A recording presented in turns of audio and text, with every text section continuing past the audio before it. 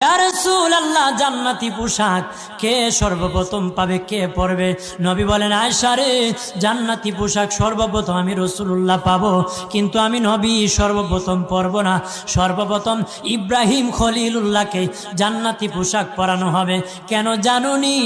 ইব্রাহিম নবীকে নমরুদের আগুনে যখন ফেলে দেওয়া হয়েছিল, দুনিয়ার সব ছেড়ে দিয়েছিল, বাড়ি ছেড়ে দিয়েছিল, সম্পদ ছেড়ে দিয়েছিল, মা বাবা ছেড়ে দিয়েছিল, এমনকি গায়ের জামা যখন খুলে নেয়, ইব্রাহিম কয়েক কাপড় ছেড়ে দিতে পারি, আমার আসমানের মালিককে ছেড়ে দিতে পারি না। ওই দিন আল্লাহ ইব্রাহিমের সাথে অঙ্গীকার করেছিল, ইব্রাহিম, আজকে তোমাকে সকলের সামনে উলঙ্গ করে লজ্জায় ফেলে দিয়েছি ইব্রাহিম, তারপরে তুমি আমাকে ছাড়ো নাই। আমি কিয়ামতের দিন সকলের সামনে মুসলমান, বেঈমান, কাফের, নাস্তিক যারা তোমাকে উলঙ্গ করেছিল, তাদের সামনে আমি আল্লাহ আনুষ্ঠানিকভাবে তোমাকে কাপড় পরায়া দিব।